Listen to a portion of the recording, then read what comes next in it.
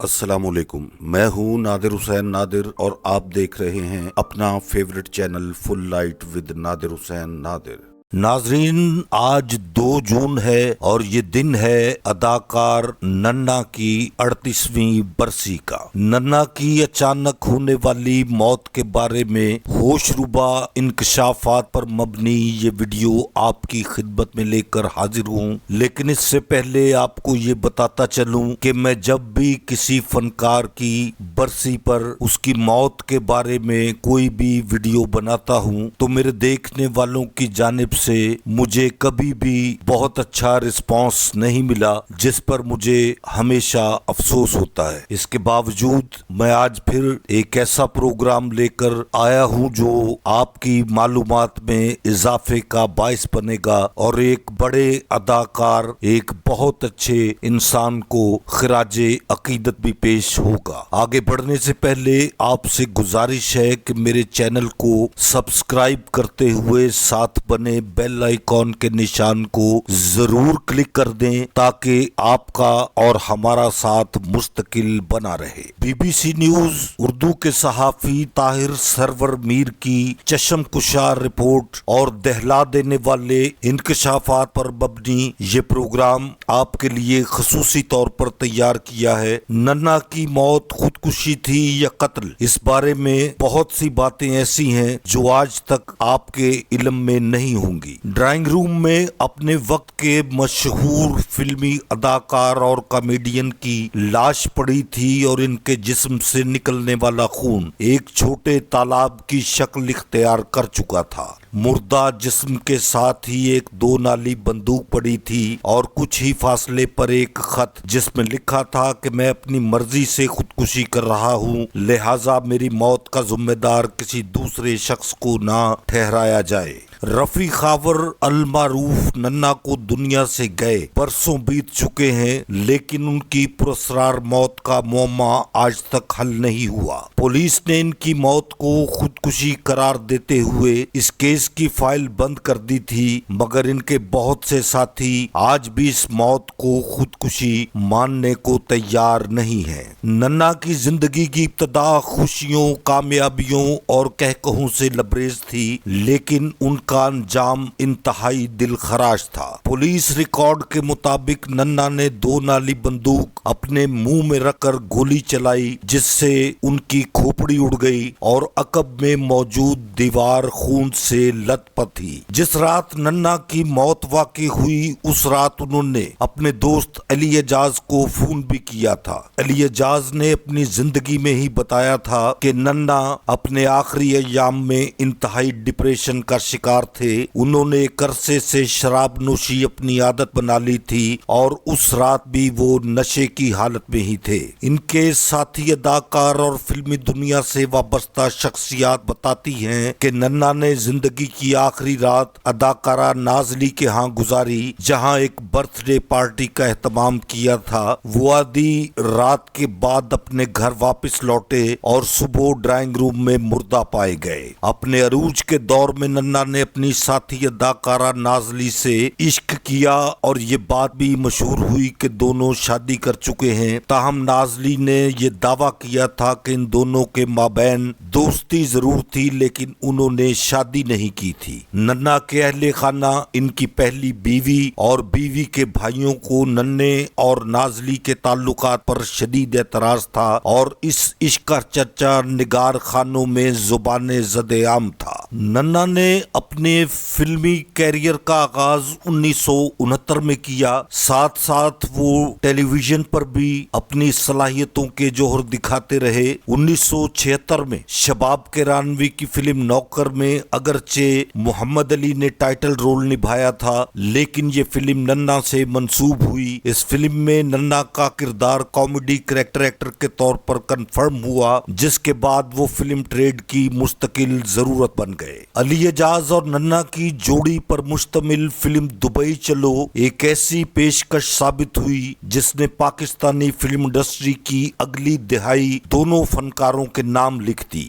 ننا اور علی اعجاز کا دور شروع ہوا۔ دبئی چلو بنانے کا پس منظر یہ ہے کہ گرمیوں کے موسم میں سلطان راہی چھٹیاں گزارنے کے لیے امریکہ اپنے بچوں کے پاس چلے جایا کرتے تھے اور ان کی امریکہ روانگی کے بعد 2 سے 3 ماہ کے لیے نگار خانوں میں تالے پڑ جایا کرتے تھے۔ ہدایت کار حیدر چودھری نے فلم نگر کی اس قحط الرجالی سے نمٹنے کے لیے ننا اور علی اعجاز کی جوڑی کو آزمایا۔ دونوں کے ساتھ اداکارہ ممتاز اور دردانہ رحمان کو ہیروئنوں کے طور پر کاسٹ کر کے چھوٹے بجٹ کا پروجیکٹ سپر ہٹ کروایا اور فلم انڈسٹری کا ٹرینڈ چینج کر دیا۔ اس زمانے میں سلطان راہی اور مصطفیٰ قریشی کی جوڑی کے بغیر فلم بنانے کا تصور ایسے ہی تھا جیسے کسی بڑے سیاستدان کے بغیر پارلیمنٹ نامکمل رہتی ہے۔ دبئی چلو پلاٹینم جوبلی ہوئی تو فلم نگر پر سلطان راہی کی سلطانی بھی ختم ہوئی اور ننا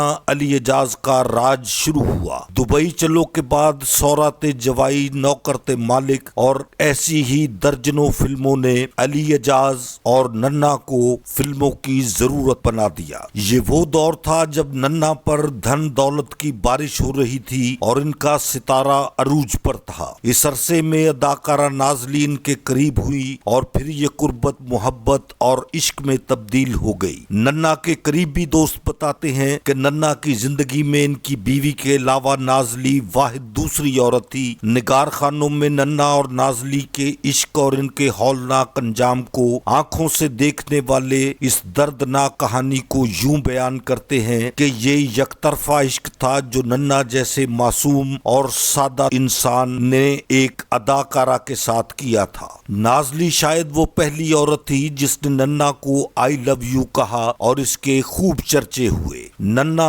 اور نازلی کی یہ قربت ننا کی پہلی بیوی اور ان کے برادران نسبتی کو بہت زیادہ کھٹکتی تھی، مگر جلد ہی ننا اصرار کر کے فلموں میں اپنے ساتھ نازلی کو کاسٹ بھی کروانے لگے۔ ماضی کی معروف اداکارہ دردانہ رحمان بتاتی ہیں کہ ننا بہت ہی شاندار فنکار تھے۔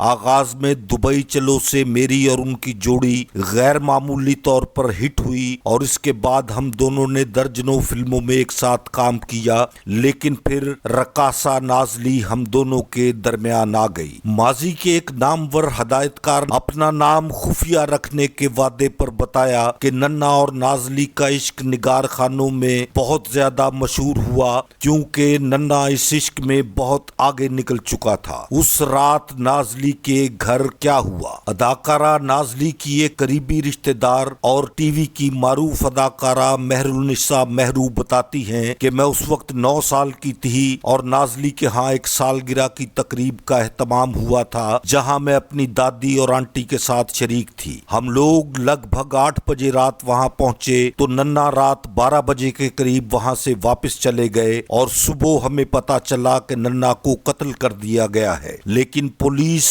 اور میڈیا اسے خودکشی قرار دیتے رہے۔ ننا کی موت کے بعد فلمی سطح پر نازلی کو سوشل بائیکاٹ جیسی صورتحال کا سامنا رہا اور آہستہ آہستہ وہ فلمی دنیا سے دور ہوتی چلی گئی۔ یہاں ایک اور بات بھی میں آپ کو بتاتا چلوں کہ اداکارہ نازلی نے اپنے اور ننا کے عشق کی نشانی کو ایک قریبی ہسپتال میں اس دنیا میں آنے سے پہلے ہی موت کے گھاٹ بھی اتروا دیا تھا۔ اس واقعے کے برسوں بعد بھی جب نازلی سے فون پر ننا کا ذکر کیا گیا تو وہ غمگین ہو گئی اور اس نے صرف اتنا ہی کہا کہ ننا نہ صرف ایک بہترین اداکار تھے بلکہ ایک عالی ظرف انسان بھی تھے۔ نازلی نے اپنی کامیابی کا کریڈٹ ننا کو دیتے ہوئے کہا کہ انہوں نے بہت سے لوگوں کا کیریئر بنایا جن میں بھی شامل ہوں۔ فلم انڈسٹری کے جوبلی ہدایت کار بتاتے ہیں کہ ننا نے ڈپریشن سے فرار کے لیے کثرت سے شراب نوشی کا سہارا لیا جس سے اسے مزید ذہنی اور جسمانی پیچیدگیوں کا سامنا کرنا پڑا۔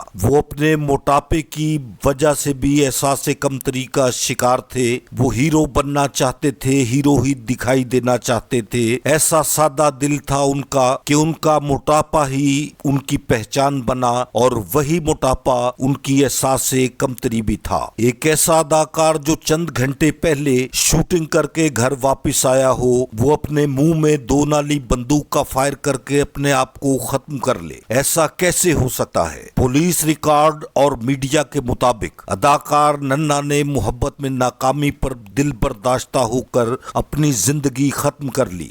Senior crime reporter Tanveer Zaidi कहते हैं कि अदाकार नन्ना ने अपनी जिंदगी का खात्मा अपनी जाती लाइसेंस वाली बंदूक से किया था। बंदूक की नाली पर नन्ना के फिंगरप्रिंट्स मौजूद थे।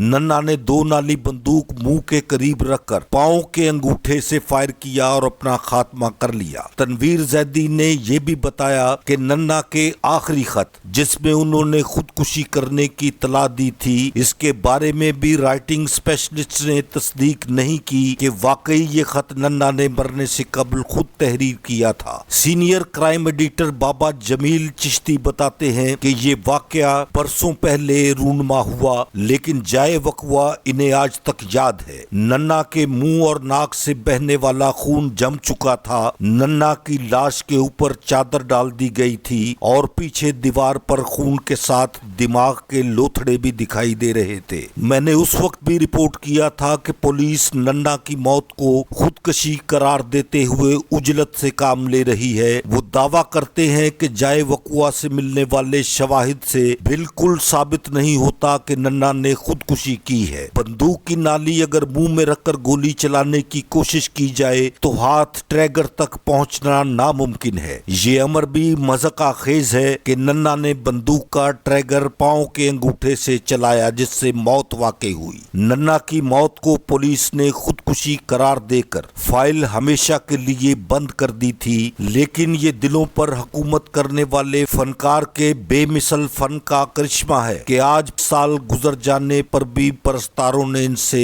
मोहब्बत की फाइल बंद नहीं की। मेरे देखने वालों को मेरा आज सनसनी खेज इंकशाफात पर मबनी ये प्रोग्राम पसंद आया है तो इसे लाइक करें और मेरे channel full light with Nadir Hussain Nadir को सब्सक्राइब करते हुए साथ बने बेल आइकन के निशान को जरूर क्लिक कर दें ताकि मेरी हर वीडियो का नोटिफिकेशन आप तक सबसे पहले और बआसानी पहुंच सके। जल्द ही किसी नए प्रोग्राम के साथ आपसे मुलाकात होगी। तब तक के लिए इजाजत चाहता हूं। अल्लाह हाफिज।